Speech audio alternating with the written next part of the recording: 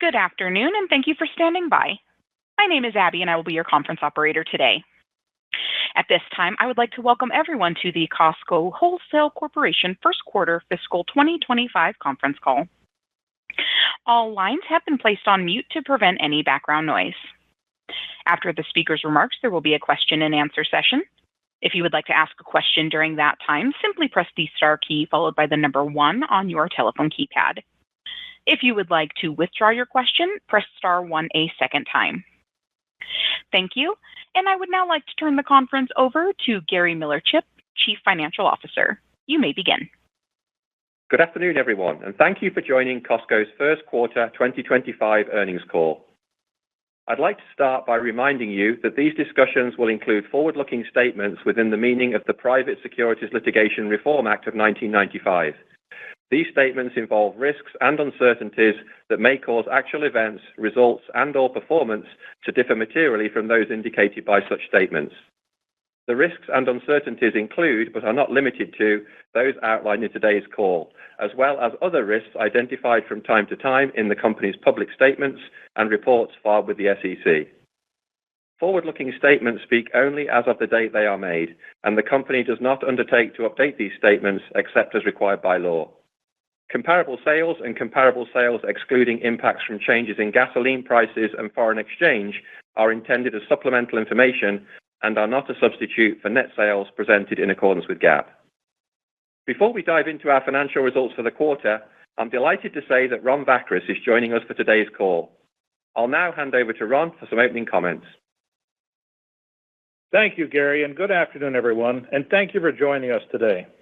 As we wrap up the first quarter of fiscal 2025, let me make a few brief comments on some of the highlights since we last spoke in September.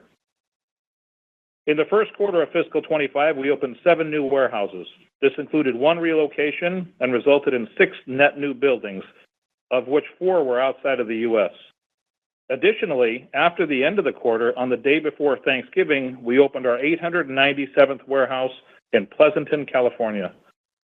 That opening had the highest ever opening day sales for a U.S. warehouse at $2.9 million that day.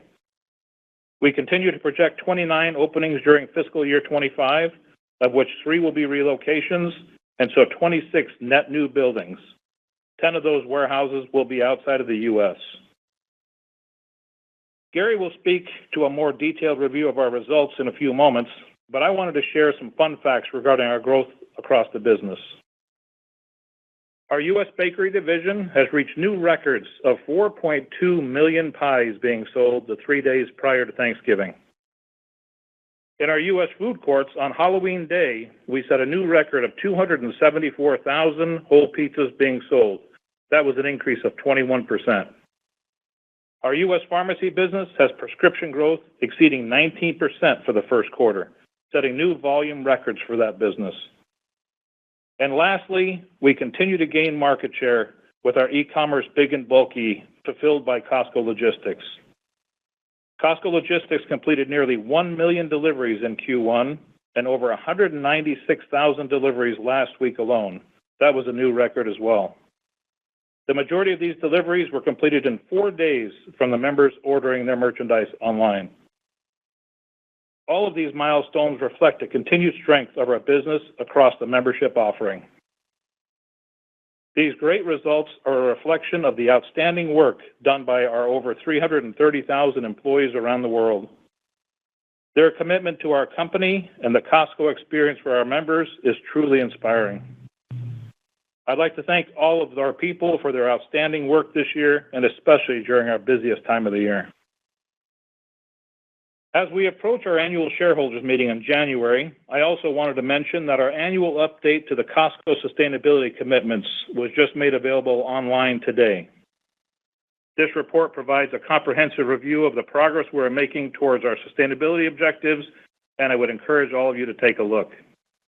With that, I'll turn it back over to Gary to discuss the results of the quarter, and I'll jump back on during Q&A to field some questions. Thank you. Thanks, Ron.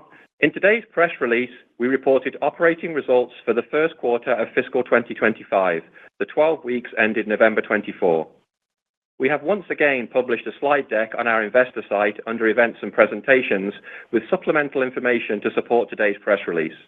You might find it helpful to have this presentation in front of you as I walk through our results.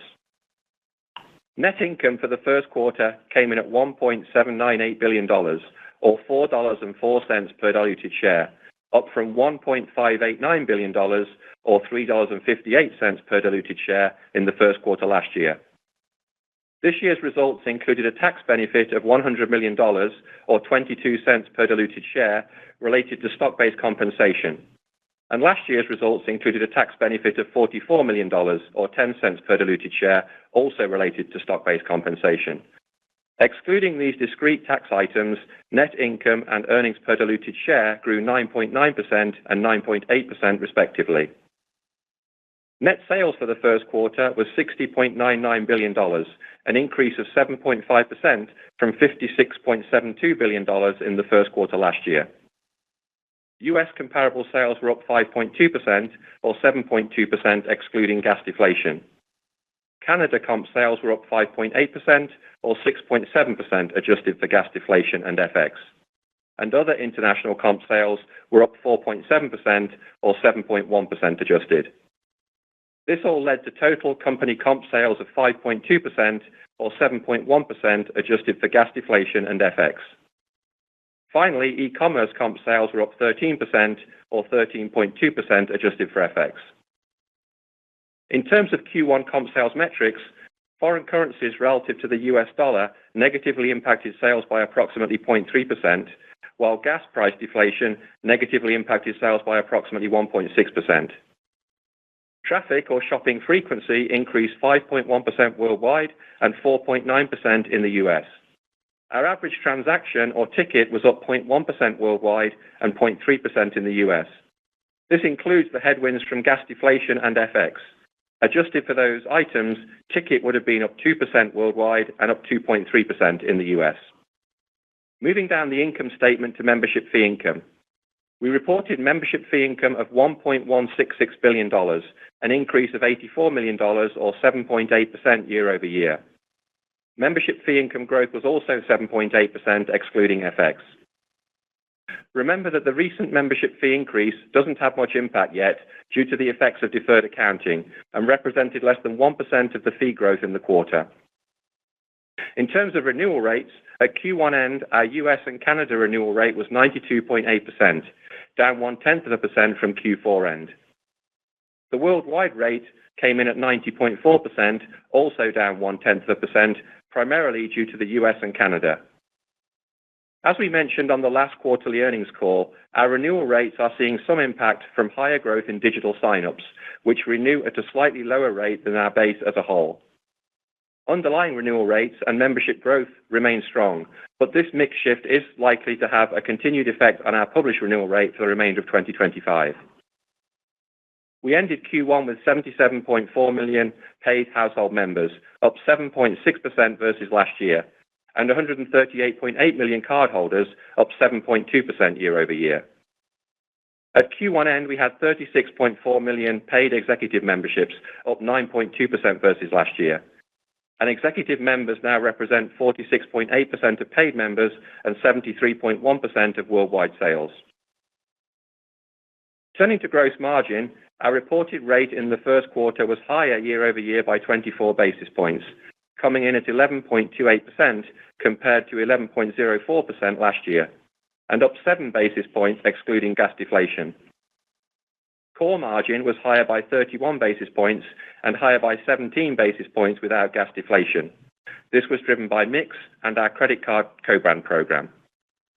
In terms of core margins on their own sales, our core-on-core margins were higher by 3 basis points. Ancillary and other businesses' gross margin was lower by 12 basis points and lower by 16 basis points ex-gas deflation. This decrease year over year was largely due to gas, partially offset by e-commerce. 2% reward was lower or better by 5 basis points or 6 basis points without gas deflation. And LIFO was flat for the quarter. We had a $19 million LIFO credit in Q1 this year compared to a $15 million credit in Q1 last year. Moving on to SG&A, Our reported SG&A rate in the first quarter was higher year-over-year by 14 basis points, coming in at 9.59% compared to last year's 9.45%. SG&A was flat, adjusted for gas deflation. The operations component of SG&A was higher or worse by 15 basis points and higher 4 basis points excluding gas deflation. Higher employee wages that went into effect in July drove the headwind for the quarter, partially offset by sales leverage and productivity gains. As always, investing in our employees remains a key part of our strategy, and we will continue to focus on driving top-line sales and improving productivity to mitigate the incremental costs. Central was higher or worse by 5 basis points and 3 basis points without gas deflation. Stock compensation was lower or better by 2 basis points and 3 basis points without gas deflation, and pre-opening costs were lower or better by 4 basis points, both with and without gas deflation. Below the operating income line, interest expense was $37 million versus $38 million last year, and interest income was $96 million versus $154 million last year. As mentioned in our Q4 earnings, interest income faced headwinds in the quarter due to lower cash balances subsequent to our special dividend in January 2024 and lower interest rates. This will continue to negatively impact year-over-year compare in Q2. FX and other was a $51 million gain in Q1 this year versus a $6 million gain last year. This gain offset much of the headwind we saw in interest income in the quarter and was primarily due to FX. In terms of income taxes, our tax rate in Q1 was 22% compared to 24.5% in Q1 last year. As mentioned earlier, this year's rate benefited from a $100 million discrete item related to our annual RSU vesting. Adjusted for this benefit, the tax rate for the quarter would have been 26.5%. Turning now to some key items of note for the quarter. Ron talked earlier about our continued momentum with new warehouse openings, and capital expenditure in Q1 was approximately $1.26 billion. We estimate CapEx for the full year will be approximately $5 billion. Taking a deeper look into core merchandising sales, Fresh led the way in Q1 with comparable sales up high single digits. Meat was up double digits and demonstrated strength across the department. We have members who are continuing to purchase high-ticket premium cut selections and others who are gravitating more towards lower cost per pound options. As always, our focus remains on delivering exceptional quality and value across every item we sell in Fresh. Our non-foods category was also up high single digits, despite some impact from the calendar shift, as our buyers continue to bring in new and exciting items at great values. Gold and jewelry, gift cards, home furnishings, sporting goods, health and beauty aids, luggage, kiosk, and hardware were all up double digits. This quarter, we were able to add several new high-quality brands across a broad range of categories, including Peloton, Wrangler, Spring-Free trampolines, and Ruggable. Food and sundries had mid-single-digit comps, with our cooler and frozen food departments leading the way. We continue to see strong momentum with new and exciting international food items, such as Sania pork soup dumplings, Sona Missouri rice, and hot pot beef sliced chuck rolls. Kirkland Signature continues to grow at a faster pace than our business as a whole. Our goal is always to be the first to lower prices where we see the opportunities to do so. And just a few examples this quarter include Kirkland Signature organic peanut butter, reduced from $11.49 to $9.99, Kirkland Signature chicken stock from $9.99 to $8.99, and Kirkland Signature Sauvignon Blanc from $7.49 to $6.99. Our merchants are also driving innovation with Kirkland Signature. Most notably this quarter, we introduced new Kirkland Signature Oxy Powder and Kirkland Signature food storage bags, both offering significant value to the national brand alternatives. Within ancillary businesses, pharmacy had the strongest sales growth. Our focus continues to be on keeping prescription and OTC prices low, while also leveraging technology to make it easier for our members to use our pharmacy. Recent examples include the introduction of new prescription inventory management software to better stay in stock and enabling delivery of prescriptions via Instacart. Our food court and optical departments also performed well in the quarter. Gas sales were negative low double digits due to the average price per gallon being down low double digits. Costco Travel is another way we deliver unique membership value, and these services continue to resonate well with our members. We offer a wide range of vacation packages, car rentals, cruises, hotels, flights, and other travel-related services. And in addition to highly attractive rates, many of our offerings include a Costco shop card as extra value for booking with Costco. A couple of fun facts about our travel business. Last year, we sold enough rental cars to fill every U.S. Costco parking spot 8.5 times. We also offer great value to members on cruises, and our largest cruise booking last year was a 150-day around-the-world cruise, starting from Fort Lauderdale and making stops in places like the Galapagos and Easter Islands. The total price was $293,000 for two in the owner's suite cabin, and added values on the booking included a shipboard credit of $13,000 and a Costco shop card worth $25,000. Members who use Costco Travel spend approximately twice as much as members that do not use these services. Inflation was once again essentially flat in the quarter across all core merchandise. Food and sundries and fresh foods were slightly inflationary, and this was offset by deflation in non-foods. In the supply chain, while egg supplies have been negatively impacted by avian influenza and the recent East Coast port strikes led to a spike in paper and water product demand, overall product supply has generally been good.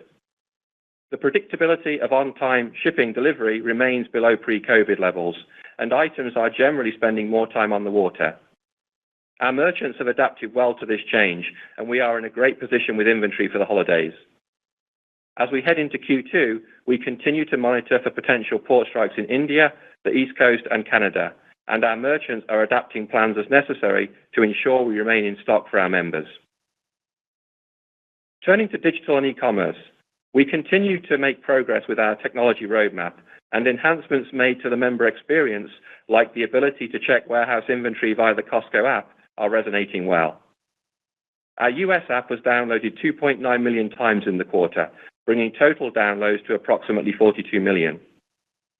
E-commerce traffic, conversion rate, and average order value were all up year over year, helping to drive another strong quarter of comparable sales growth.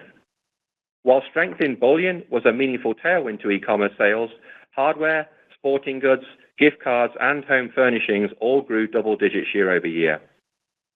As Ron mentioned earlier, Costco Logistics also had another great quarter, driving growth in big and bulky items. And Costco Next, our curated marketplace, achieved record sales over the Thanksgiving, Black Friday, and Cyber Monday sales period. In closing, let me provide a brief update on retail media. To use a baseball analogy, we are very much in the early innings with retail media, but we continue to believe this represents a significant growth opportunity in the future. This quarter, we completed our first targeted media campaign through third-party media channels with one of our largest CPG partners. The campaign achieved 2 to 3 times the return on ad spend typically expected, highlighting the value we can create for our members and suppliers. Our retail media team is now working with over 25 suppliers who are eager to participate in our next wave of off-site campaigns. And finally, in terms of upcoming releases, we will announce our December sales results for the 5 weeks ending Sunday, January the 5th, on Wednesday, January the 8th, after market close. That concludes our prepared remarks, and we'll now open the line up for questions. Thank you. And we'll now begin the question and answer session. If you have dialed in and would like to ask a question, please press star 1 on your telephone keypad to raise your hand and join the queue. If you would like to withdraw your question, simply press star 1 a second time. If you are called upon to ask your question and are listening via speakerphone on your device, please pick up your handset and ensure that your phone is not on mute when asking your question. To be able to take as many of your questions as possible, we ask that you please limit yourself to 1 question. Again, it is star 1 if you would like to join the queue. And your first question comes from the line of Simeon Gutman with Morgan Stanley. Your line is open. Hi, everyone. I hope you can hear me. My one question with a couple parts. Actually diagnosing the health of the consumer. Can you give us some sense of how you're clearing some of the seasonal inventory, maybe apparel, bigger ticket? And then once in a while, we talk about market share. in some discretionary categories. Can you share your perspective on that? Thank you. Sure. Thanks, Simon. Yeah, we can hear you well, and thanks for the question. So maybe taking that question in a few parts. As we look at the consumer, I think we're seeing a lot of similar trends that we've talked about on the last few quarters. What we're seeing with our members is that now, probably more than any time in recent history, that combination of newness of items, quality and value are really important to the member. And, we're seeing the member being very choiceful about how they're spending the dollars. All that being said, I think we're finding that as our merchants are doing a great job of finding that newness and quality at great value, we've seen some great strength in our non-food categories. And certainly, as you heard me say on the prepared comments, we're seeing really strong performance across many of the categories around things like gold and jewelry, gift cards, home furnishings, sporting goods, health and beauty, hardware, all up double digits during the quarter. So we're pleased with the momentum that we're seeing there, and I think it reflects the fact that our members are willing to spend as inflation comes down, as long as those sort of three key ingredients that I mentioned are there for the member as well. I think in terms of overall what we're seeing with the member on food and grocery, I would say that we are seeing what we think is a little bit of a shift from food away from home to food at home, and that's certainly reflected in strong meat and produce sales that we've seen in our own business. And we are seeing, I think, a little bit even more of a trend that we've talked about in prior quarters of bifurcation with the member, where we have high quality premium cuts, they're selling well, but we're also seeing a gravitation towards those lower price per pound items across categories like poultry, cuts of beef and pork as well. So, Ron, anything you'd like to add? Yeah, I guess, Simeon, the other part of your question, seasonal sell-through appears to be very strong. It's a unique retail calendar with a shorter period of time after Thanksgiving, but our buyers have been through this before, and they've responded properly with that as well. So that feels good. Seems to be a very foundational Christmas, though, as you see furniture driving a lot of our e-commerce sales, appliances, sporting goods, hardware. And so just people are very, very basic buying this year, but good trends. And I think, Simeon, I guess I didn't mention specifically, we tend to focus on our member and how can we deliver that great value. The data that we do see would tend to suggest that we're growing our share across most of the categories that I mentioned. And your next question comes from the line of Oliver Chen with TD Cowen. Your line is open. Hi, Ron and Gary. Happy holidays. Their traffic continues to impress a lot. As we look forward, what are your thoughts and key drivers and mix opportunities as you think about ticket and UPT? Also, you highlighted retail media, which is a huge, great opportunity. How does that intersect with your important multi-vendor mailer? And also, as you think about incrementality of that opportunity, that would be great to hear. Thank you very much. Yes, thanks, Oliver. I think the first part of your question, you probably heard in some of the comments that we made that we have been pleased with the traffic that we've seen and the continued frequency of shop from our members. What was nice to see at the end of last quarter, we did see when you adjust for foreign exchange and gasoline that we started to turn positive on the items per basket. And then this quarter, when you adjust for those items, we were up about 2% slightly over 2%, I think, on the US and 2% worldwide. So we have seen some improved momentum on the items per basket. And I think that's a lot of great work being done by, again, our merchants, making sure that we've got great product offerings in the warehouse, and then our operators really executing those campaigns exceptionally well when the members are in the warehouse as well. From a media perspective, I think we look at it very much as an incremental opportunity. Our goal is to continue to maximize the value we can put into everyday product quality and pricing.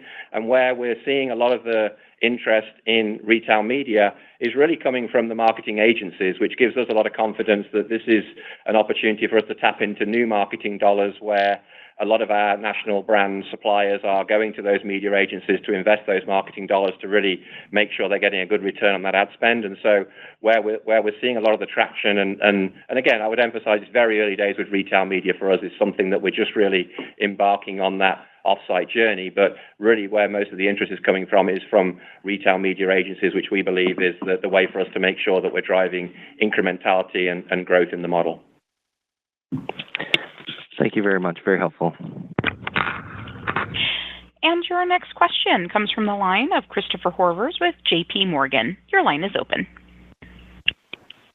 Thanks. Good evening, guys. So can you talk about what drove the core-on-core margin performance this quarter? You have the MFI now rolling through. How do you think about, reinvestment of price, either, in terms of expected price reductions that you see coming down the supply chain, or maybe even going above and beyond that? And just as a side question, can you define what's in the hardware category? Is that consumer electronics? Thank you. Sure. Thank you for the question. Yeah, in terms of the core-on-core margin, first of all, which I think was the first part of your question, if you break it down between the sort of three main categories that we see within the business, that's foods, fresh, and non-foods. Foods would have been essentially flat. Non-foods would have been down slightly, and fresh would have been up slightly. So those three kind of, obviously overall, we were just up 3 basis points. So there really wasn't a tremendous amount of change overall, but they would have been the sort of key puts and takes in the overall number. And then the description of the hardware category really is just that. It's storage, plumbing, lighting, power tools, batteries, those type of the household goods that you would find at a typical hardware store. And then on the price investment side, your thought process there? That's something that we've done for the history of the company. We're going to continue to invest in price, and some of it may come in holding certain prices as some commodities are starting to increase. But investing in items like Gary described, leading with Kirkland Signature. I mean, we feel that if we're going to be asking our members and our vendors to contribute with lower prices, we've got to set that example and start with Kirkland. So we're going to continue to look at those opportunities and invest where we can and keep driving sales. Thank you. Have a great holiday season. Thank you. You as well. And your next question comes from the line of Jian Ma with Bernstein. Your line is open. Thank you for taking my question. I have a two-part question. One, I think, Gary, you mentioned the difference in renewal rates from online signups and then offline signups. Can you help us break it out and understand the difference in online behaviors? And second part, on the retail media side, how do you expect Costco Connect, the third-party marketplace, to contribute to the growth of retail media going forward? And will that impact the membership loyalty in any way or regard? Thank you. Yeah, sure. Thanks for the question. So first of all, on the membership rate, I'd maybe take a step back and just say overall, we're feeling very good about the underlying membership metrics that we're seeing. So renewal rates in general, sign-up activity, and then the membership growth remains very strong. As I mentioned in the prepared remarks, really what we're seeing is that over the last few years, we've seen some shift in more of the members that we're acquiring coming through digital channels. And that's helping with the comment that we made last quarter, where we're also seeing a reduction in the average age of members because of that change in shift as well. But what it does mean is that often when we have new members being recruited through that digital channel, they're renewing at a slightly lower rate than the historical base that we have. And you may recall that when we talk about membership renewal rates, it's effectively an 18-month lag that we see, that we report out on that renewal rate. And so as we look forward and see that trend continuing as we build more of that new digital member into the base and it slightly affects the mix, we expect it will have a slight impact on that overall membership renewal rate that we report. So we wanted to make sure we gave you visibility into that. When we look at individual sort of cohorts of members, we feel good about the ability for us to be able to continue to drive improvement in renewal rate, but we are going to see that impact through as it becomes a flow through from the continued growth in digital members. And then this is Ron. The question on Costco Next. Costco Next is our marketplace. This is an exclusive Costco member-only marketplace. It's fully curated by our buyers, so everything that's on that site has been reviewed by our buyers, but is exclusive to Costco members. So we think it's just going to enhance the relationship we have with our members and give more options for their shopping needs. Got it. Just to clarify, I was wondering if you were going to have more 3P marketplace vendors using the retail media service and whether there's any implications on the member side. That again is Gary mentioned earlier, we're in the very early stages and we're going to look at where we feel the benefits will be to our members. So that is to be determined yet. Thank you. You're welcome. And your next question comes from the line of Karen Short with Melius Research. Your line is open. Hey, thanks very much. I know this is maybe a little out of left field, but just curious, there's kind of been a trend in retail for stock splits generally, and I'm wondering what your philosophy is on that, because I know you want your employees to have an opportunity to buy stock, below the store manager level. And the second question that's kind of unrelated is just tariffs. Any thoughts on that and thoughts on what that could do to inflation? Thanks, Karen. Yeah, on the stock split, you're probably aware that Costco has done stock splits in the past, and it's something that we'll continue to evaluate and discuss with our board, but there isn't a plan at this time for a stock split. I think for us, the way we think about it is the economic arguments that were true in the past are a little bit less clear because retail investors and employees both have the ability now to buy fractional shares. But we do also recognize that there's a benefit of the stock feeling more affordable for our retail investors and employees, who are very important constituents for us. So we'll continue to evaluate over time. And then I think the second part of the question was on tariffs. Yeah. Mm-hmm. Yeah, I think from a tariffs point of view, what I would say is that, first of all, there's a lot of uncertainty around the timing and scope of changes, so it makes it difficult for anyone to predict what the impact will be with confidence. And in general, of course, tariffs raise costs. That's not something that we see as a positive in general. With that being said, I'll quote my predecessor, Richard, who'd say, when it rains on everybody. And I think for us, we've faced tariffs in the past, and we believe that our merchants and buyers are equipped, as anybody is, to sort of work through and navigate and manage that situation. We have a plan over time where we have done this in the past, and typically we'll look where we can to pull forward inventory buying, which actually we've done already because of some of the less predictability around shipping and how much time product spends on the water, and also because of the risk of strikes that we've seen in the past as well. We'll, of course, try and work with our vendors to make sure we're looking for ways where we can to mitigate the cost. And we also consider alternative sourcing locations where that's practical as well. I guess the final sort of string in our bow would be is if we didn't see the value in an individual SKU, then we could always pivot to a different SKU item for the member if we felt the value just wasn't there and it was more effective for us to move to a different item in the warehouse. I guess in context for us, the amount of business that's affected, we're about a quarter of our business is non-foods, and then a subset of that is imported. So remember, it's a minority of our overall business, and then it's a smaller part of that as well we actually import, just for context. Great. Thank you very much. Have a great holiday. You too. Thanks. And your next question comes from the line of Edward Kelly with Wells Fargo. Your line is open. Yeah. Hi. Good morning, everyone. I wanted to ask you about CapEx. CapEx has kind of been inching up over the last couple of years, but taking a step back and thinking about the evolution of your business, your goals, growing the moat, how are you thinking about, the outlook for CapEx? Any meaningful changes ahead? And as part of this, anything different sort of in the pipeline from a project or priority standpoint? Yeah, thanks, Ed. I wouldn't say there's really any major change. As you mentioned, we have been gradually increasing capital expenditure, more reflection of the continued growth of the business as we've opened new warehouses, seen some inflation in those costs over the last few years.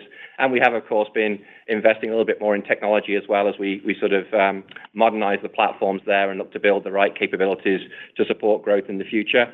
But I think philosophically, we focus on, job number one, of course, is to focus on the warehouses and invest in continuing to maintain the quality of our fleet and invest in new growth warehouses in that 25 to 30 range, updating our supply chain and depots to support the capabilities there and both digitally. And then also, as I mentioned, sort of technology investments. But I wouldn't indicate at this point that there's any major change in trajectory. It's more just continuation of the growth strategy that we've had and executing on that strategy. Great. Thank you. And your next question comes from the line of John Heinbockel with Guggenheim. Your line is open. Hey guys, two quick things. Philosophically, price investments get a lot of publicity, but when you think about reinvesting the MFI increase, price, product quality, right, IT, labor, there's a lot of things to invest in. Where do those other things rank relative to price? And then what does the international club pipeline look like? I'm thinking in particular where you control sites, even though they may be years away. Is that I don't think it's over 100, but how big is that pipeline today? Yeah, thanks, John. I'll jump in first, and Ron may want to add some color as well. I think overall we look at the reinvestment of the membership fee holistically. So it's partly where is it that we can lower prices, of course. Part of it's where can we mitigate the impact of inflation to maintain the value for the member, even if costs are increasing. It's how can we improve the membership experience, including investing in our employees' wages, as we've done recently as well. And of course, innovation with new products through Kirkland Signature. So I think we tend to look at it holistically and say, how do we make sure that when we think about what our members are paying for the membership fee each year, that we're delivering more value and showing them that they're getting greater value than they're paying by a meaningful margin for the value of being a member. Ron, anything you want to add on that? No, I think that's accurate. And an expansion around the world, I think you'll continue to see an equal amount of 30 warehouses opening up over the next few years for sure. A good portion of those being out of the U.S. We see some great opportunities in Canada and Mexico have been strong countries for us. We continue to see growth opportunities both in Europe and Asia as well. So some of these projects take a lot longer than other ones will, so they'll come on at different times. But I think the outline of 30 a year seems very realistic, and a good portion of those, not quite half, to be outside of the U.S. Thank you. You're welcome. Thanks, John. And your next question comes from the line of Rupesh Parikh with Oppenheimer. Your line is open. Good afternoon, and thanks for taking my question. So I just wanted Gary to go back to your comment that core margins ex-gas were up 17 basis points, and you called out mix and credit card co-brand program. Is there any more color you can provide in terms of what's driving that? Sure. Yeah. Thanks, Rupesh. Overall, as you mentioned it, we were pleased with where reported gross margin rate came in. We tend to look at it ex-gas deflation, as you know, and that was up 7 basis points, and then core on core was up 3. So I think the overall message is that things were stable when we look at the gross margin rate. There were a number of puts and takes in that largely offset each other within the overall results. The main headwind, as we signaled potentially could be the case, was around gas, which was impacted by the fact that we had a major event, obviously 12 months ago or so in the Middle East that created volatility, and often that can create some strange margin performance, and we were cycling that. So that was the large headwind. I wouldn't say overall that we've seen in the long term gas margins be unpredictable. It just tends to be more unpredictable on an individual quarter when you have that volatility. So that was the sort of biggest headwind. And then offsetting that in the quarter, we had some benefit again this quarter from e-commerce as margins improved there, and the rate of improvement in e-commerce would have been largely similar to what we saw last quarter. So we were pleased with the progress we continue to see there. And then, as you mentioned in the core, we had a couple of offsets. We saw some benefit from mix as we look at the business, and then secondly, we saw some benefit from the co-brand credit card program, as you mentioned. Essentially, the way the credit card co-brand works is that we fund a portion of the rewards that are paid to members, and then we receive various incentives and payments from our issuing bank, and all that flows into gross margin. And essentially, the net effect of that was favorable for the quarter, which offset along with mix and the e-commerce benefits, the gas headwind. So, as I mentioned, overall, I think there were no major takeaways from the puts and takes, but we were pleased that gross margin was up slightly, even though we continued to invest in lower prices and deliver more value for the member. Great. Thank you for all the color. Happy holidays. You too. And your next question comes from the line of Peter Benedict with Baird. Your line is open. Oh, hey, guys. Thanks for taking the question. I want to maybe, Ron, for you on the runway for growth in the U.S. You said, 30 new clubs per year next handful of years here. Most of those are going to be in the U.S. You guys are just over 600 right now. I think if you include the other two players, we're talking about 1,400 plus clubs in the U.S. They're growing as well. How do you think about maybe the capacity for the club industry in the U.S. and maybe for Costco in particular? And what are you seeing that gives you confidence in your ability to keep growing at this pace in the U.S.? I think the one thing I see is continued success of operations like I spoke of Pleasanton, California, that we opened the day before Thanksgiving. Right in between three high-volume Bay Area locations in the East Bay, and we opened this warehouse up not long ago, and even finding significant incremental business from our members. As we relieve the pressure off of those high-volume warehouses, we see the existing member base coming more frequently, and the build-back is quite nice for us. So we see incrementality of the new warehouse, and then we see very, very quick build back on those as well. So not only do we still see some opportunities, Scarborough, Maine, we opened over a year ago. Building has had a tremendous first year in a smaller market like that we see. So we see some runway for a few years ahead of us yet, where we have a combination of new markets, but we really are focusing on how do we continue to improve that member experience by relieving pressure off of some of these super high volume warehouses, and we're finding it to be incremental to the business.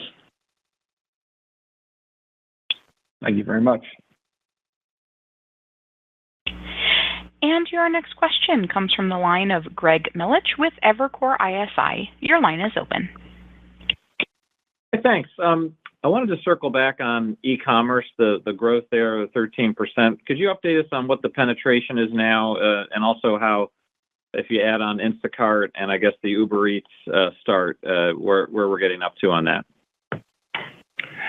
Yeah, thanks, Greg, for the question. We were pleased with the growth that we saw in digital. I think it's important to remember as well, as we shared in the November sales release, that there was some impact of timing of calendar as well. So the 13%, if you think about, I think we shared, the team shared that we were like a 15% headwind in our November sales results. And so crudely, if you take about a third of that, you wouldn't be a million miles out with the impact that it would have had on our sales in the quarter as well. So we were pleased overall with the underlying trend, and the metrics that we saw around app downloads and traffic and average order were all up as well, which was encouraging. If you think about the mix of the business, it would be in the sort of, from the numbers that we disclose publicly as being part of our digital business, in the sort of 7 to 8% range of our total sales. So as you know, it continues to outpace our overall growth, and we expect that trend to continue. You're exactly right that when you recognize how we define it compared to how others define it, we wouldn't include some of those third-party sites that are delivering. And there's a few other parts of our business that we don't include in there as well that would fit in under other businesses. When we add those in there, and when you sort of strip out gas, which I think most companies do when they compare, we'd be north of 10% in terms of total penetration of e-commerce sales. Got it. Thanks. And then maybe circling back on private label, could you just update us now on the penetration, especially given some of those great new items you've come out with that you highlighted earlier in the call, and what that could eventually be? Yeah, I think it's up about 30, almost 33% at this point in the U.S. is where we've now hit. And it's primarily the food and sundry side of things where we see the majority of our private label, but we're just bumping up against 33%, and it's growing a little faster than the rest of the business. That's great, guys. Have a great holiday. You as well. You too. Thank you. And your next question comes from the line of Scott Mushkin with R5 Capital. Your line is open. Thanks. Hey, guys. Thanks for taking my questions. So I just wanted to kind of maybe ask a higher level question around your business. The traffic growth, which is the lifeblood of a retailer, has been very strong given the size of the company. You talked about the Pleasanton opening. So I was wondering if you kind of give us an idea of what you think is driving this. Is it the club format generally resonating, consumer mindset initiatives, and how do we think of like 2-4 years from now? Is this the number just this time? You're right. We've lost you halfway through the questions. I'm sorry. I apologize. I don't know why that happened. You guys are as clear as a bell. Really, just to say, this type of traffic growth is your initiatives, the industry mindset, and what your thoughts are about keeping this type of traffic going for years. Okay, and I think we got most of your questions, and it really regards around traffic growth and what we see that happening, and if we feel that can continue on. And that's what I'll try to answer, and hopefully that was what you're talking about. I think from some of the comments you made, I think it's all of the above. And some of the fun facts I gave out there was just really to point to the growth success we're seeing in several parts of our company, be it the pharmacy, the food court, our fresh foods area. I've got to contribute a big part of that to our buyers and operators and the work that they're doing and keeping relevance to the member needs and being reflective of what, we're focusing on some of the lower cost proteins for some of our members while we're focusing on the Wagyu for the members that would like those goods as well. So I think our people are doing a tremendous job knowing our customer, but it really is all parts of the business are contributing. Their tire business is very strong. Our non-food business continues to strengthen. E-commerce is doing their part. And it just goes back to execution from the teams.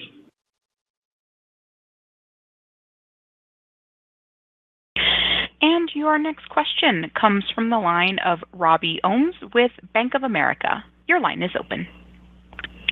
Thank you. Thanks for taking my question. It's on competitive impacts, so it may end up sounding like more than one question. But are there any competitive impacts you guys are seeing, worth calling out, benefits or headwinds? So maybe remind us when, a regional player you compete with raises their membership fee. Does that help you guys at all retain or retention rates, things like that? And also, I know you've been asked this, but any pressures you're seeing on the fact that you guys don't do scan and go and Sam's seems to be doing really well with it, and any other competitive impacts you can call out? Thanks. Yeah, thanks for the question, Robbie. I think I think we're generally our own biggest competitor. Honestly, that's generally how we approach the business. Maybe the couple of trends that add some color on that I would call out would be we haven't talked for some time about cannibalizing our own business with opening new warehouses, and as Ron mentioned, generally we're seeing significant incrementality. But as we have opened more warehouses, we certainly create some of that. We don't split it out in our numbers. We just flow through our results, but it does impact the number because we are moving some traffic from existing warehouses when we open a new one. I think from a competitive point of view, I guess the biggest tailwind I would call out, and Ron mentioned it briefly in prepared comments around our business, is that obviously we're seeing quite a lot of disruption in the retail pharmacy business right now. And I think with the work our teams are doing to deliver great value for the member and continuing to improve the experience and make it easier to engage with our pharmacists, as I mentioned in my prepared comments, we're seeing significant growth in that business today. I think that's partly the work that we're doing, and partly I think there is some disruption in the industry currently as well. And just any comments on Scan and Go, and maybe remind us why that might not be on your agenda? I think we've got, our job is, as Gary said, to take care of the members and make sure that they move through. Do we hear about Scan and Go? Yes, we do. Self-checkout has been a great option for our members, and we focus on that. Our job really is that we will continue to keep an eye on technology and how we can improve that front-end experience. That is the one pinch point. That was the focus of our door scanners, as we took a lot of pressure off of the cashiers and moving lines through, and saw some nice productivity enhancements when we did that. But at this point, it's not something we're hearing quite often. We do hear it randomly, but we're going to keep an eye out there on technology and make sure that we're doing our part to keep the experience as strong as we can for our members. Great, thank you. You're very welcome. And your next question comes from the line of Michael Lasser with UBS. Your line is open. Good evening. Thank you so much for taking my question.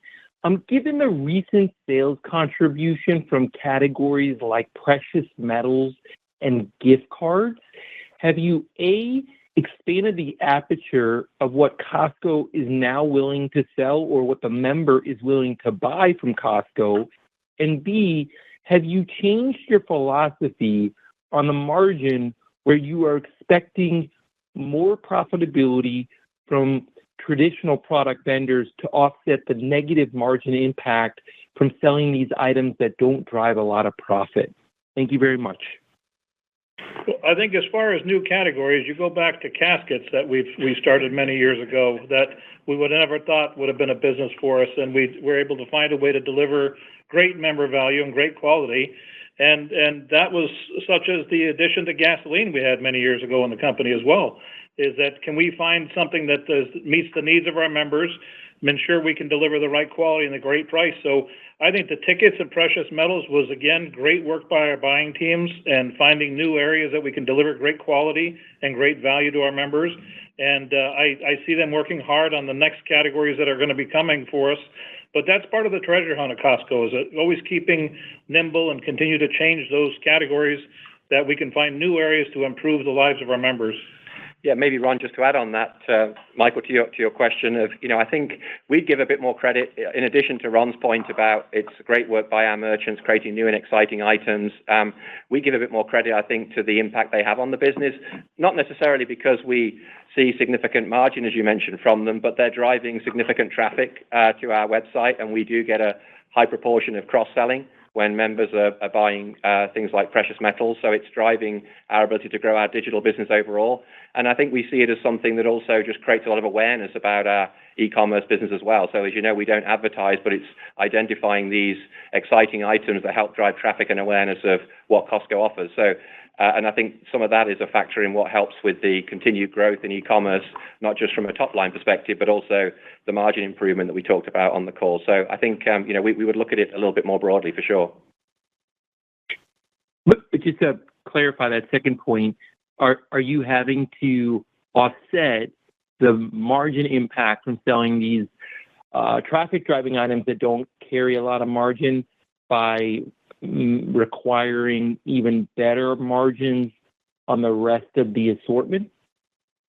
No, what we're seeing is we're driving a mix improvement overall because of the traffic that it's driving and the engagement with the website. And remember, of course, as well, that there's very low SG&A costs associated with that product, so it also helps create leverage in the e-commerce model as well.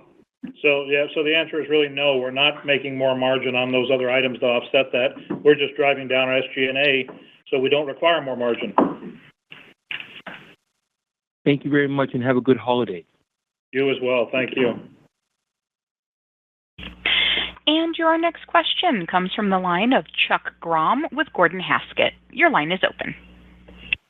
Hey, thanks very much. Ron, can you talk about Costco's right to earn more wallet share with your more affluent, higher income shopper, particularly on the discretionary side of the business?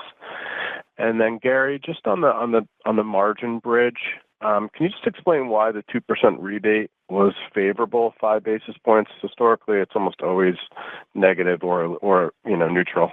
Thank you. Sure thing. Chuck, your question was, why are we gaining more market share with our affluent customer? Is that what your question was?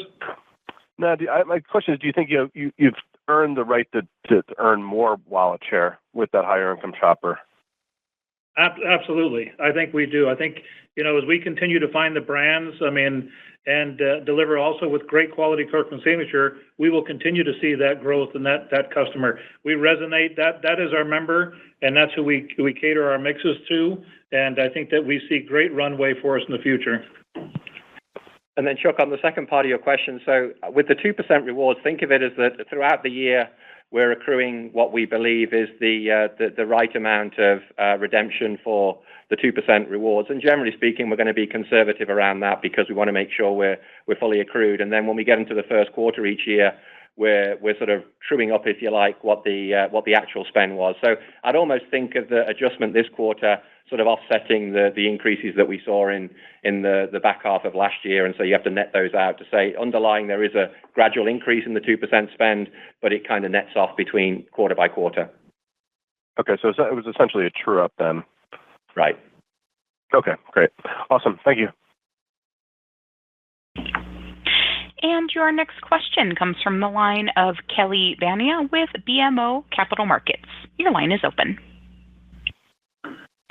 Hi, thanks for taking our questions, Ron and Gary. Was wondering if you could just talk a little bit about your partnerships with Instacart and Uber, now that you've had Uber for quite some time. What you've learned, what is the pace of growth and how that's adding to comps, and just general awareness among your membership base of the service there, particularly as you add new services, like you mentioned, the pharmacy, I guess, coming in and what something like that could do to the growth there. Yeah, I guess I will start with that. Very strong partnerships with both organizations.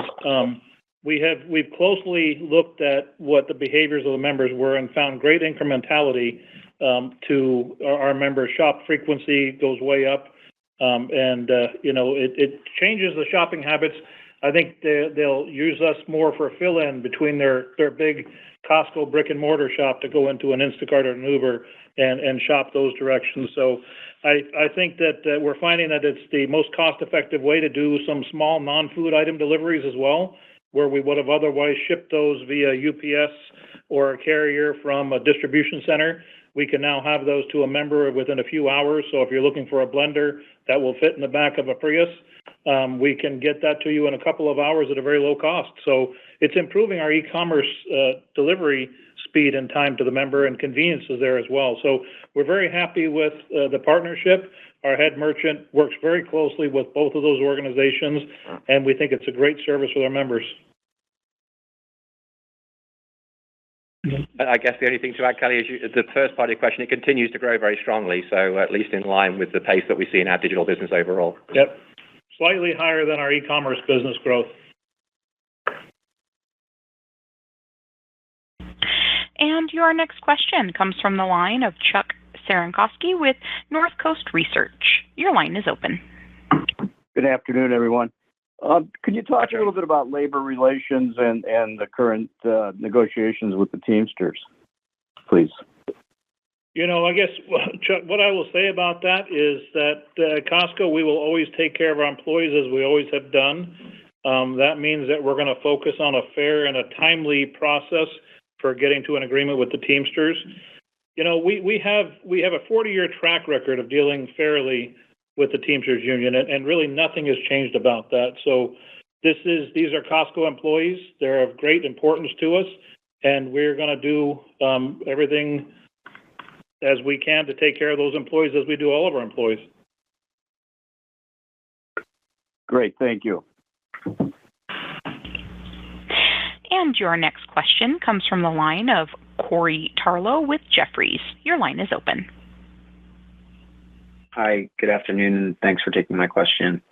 I was wondering if you could talk a little bit about the international performance that you saw. Comps decelerated on a multi-year stack versus Q4. So just curious by region if there's anything to call out that changed versus the prior quarters.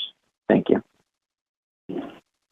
Yeah, thanks for the question, Corey. I don't think there's anything we'd be particularly calling out. I mean, there's certainly some nuances sometimes between some of the international markets of when certain holidays fall, and they would have had, I'll give you an example which I wasn't familiar with before joining the company and having recent conversations, that in Taiwan there's a big impact from the holiday season in the same way there is here around Black Friday. And so there are nuances like that we see in individual markets that sometimes can affect the calendar. But overall, we've been pleased with the momentum that we've seen in the international businesses, and we continue to see strong growth relative to both our own internal expectations and then also as we look at the growth in those markets, how we continue to grow our market share. So nothing I would call out as being unusual there.